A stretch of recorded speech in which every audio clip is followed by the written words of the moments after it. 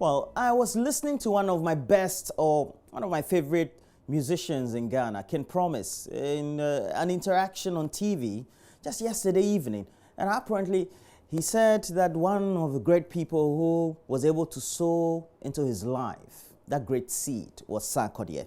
And we all know the negativities that would always surround Sarkodie coming from many of his friends who are in the music industry about how pompous he is, etc. But one thing that Kim Promise said that got to me was the fact that it just happened that Sarkodie loved his music. But it's not only about the love Sarkodie had for Kim Promise's music, but also because he was touched by the work that the young man was doing at the time. May you meet somebody who is going to sow into your life. May you meet somebody who is always going to bestow on you one of the best favors that God can ever give you. Grace should be your portion. Good morning to all of you.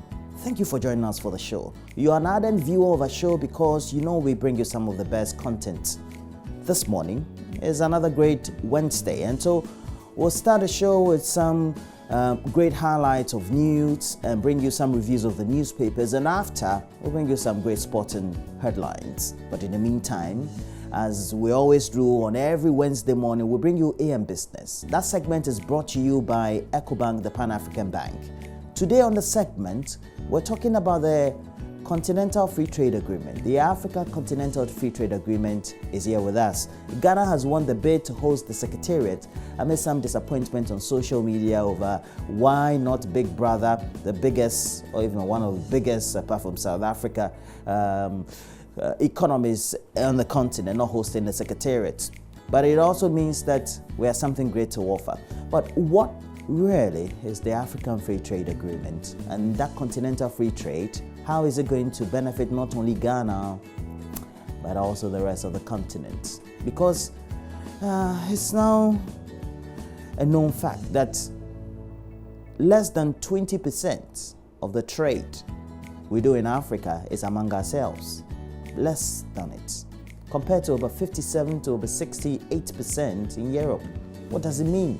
Why don't we love ourselves? And so we'll be talking about that this morning as well. But you know that we're also on some great advocacy and campaign.